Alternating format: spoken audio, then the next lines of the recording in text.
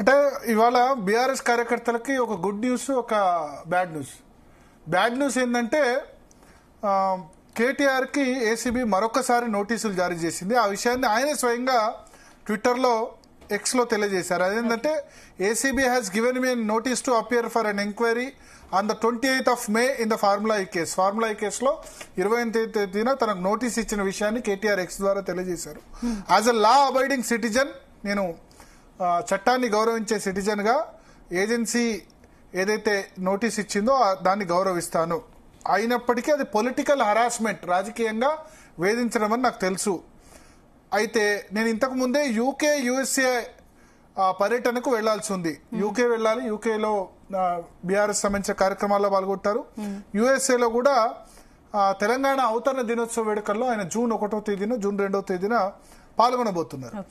So ఇది already decide అయిన programme కాబట్టి దాని నుంచి తిరిగి వచ్చిన తర్వాత నేను ఏసీబీ ముందు హాజరవుతానని వాళ్ళకి ఇన్ రైటింగ్ గా చెప్పాను. ఇది నాకు ఎందుకు నోటీస్ ఇచ్చారంటే రేవంత్ రెడ్డి మొన్న నేషనల్ హెరాల్డ్ కేసులో ఆయన్ని ఈడీ ఛార్జ్ షీట్ లో మెన్షన్ చేశారు కాబట్టి దానికి డైవర్ట్ చేసేందుకు 24 hours లోనే మళ్ళీ నాకు ఈ నోటీస్ ఇచ్చారు అని చెప్పారు. ఇది నరేంద్ర మోడీ వీళ్ళిద్దరు కలిసి చేస్తున్నారు. నరేంద్ర మోడీని మొన్న రేవంత్ రెడ్డి కలిశారు కాబట్టి ఈ మనీ లాండరింగ్ కేసులో మొత్తానికి దీనిలో తనను విక్టిమ్ చేస్తున్నారంటూ ఆయన ట్వీట్ చేశారు. అయితే ఇది బీఆర్ఎస్ కార్యకర్తలకు బ్యాడ్ న్యూస్. గుడ్ న్యూస్ ఏంటంటే కవిత వెంటనే స్పందించి ఆమె ట్వీట్ చేశారు. సో మొన్నటి వరకు బీఆర్ఎస్ కార్యకర్తలంతా డిప్రెస్ గా ఉన్నారు.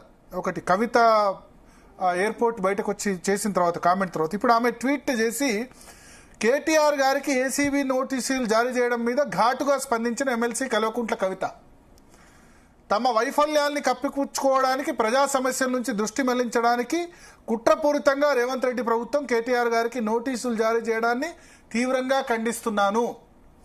ముఖ్యమంత్రి రేవంత్ రెడ్డి కుటిల రాజకీయ క్రీడలో భాగంగానే ఏసీబీ నోటీసులు జారీ చేసినట్టు స్పష్టమవుతోంది. మా పార్టీ నాయకులకి వరుస నోటీసులు జారీ చేయడం వెనుక రాజకీయ దుర్దోషం ఉన్నట్టు తేటతెల్లమైంది. ఎవరెన్ని ఇబ్బందులు పెట్టాలని ప్రయత్నించినా తట్టుకొని నిలబడ్డ చరిత్ర కేసీఆర్ గారి సైనికులది.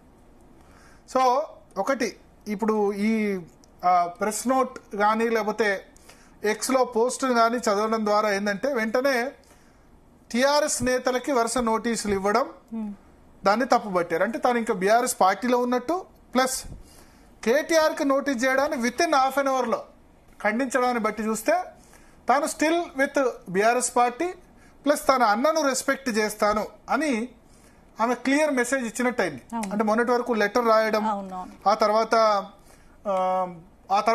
ఇచ్చిన రెస్పాన్స్, మొన్న ఎయిర్పోర్ట్ లో మాట్లాడిన తీరు చూస్తే ఆమె పూర్తిగా తెగతెంపులకు సిద్ధమైపోయారు అని వార్తలు వస్తున్న తరుణంలో ఇవాళ కేటీఆర్కి ఇచ్చిన నోటీసును వెంటనే ఆమె ఖండించడం ఒక క్లియర్ మెసేజ్కి వెళ్ళింది క్యాడర్లో.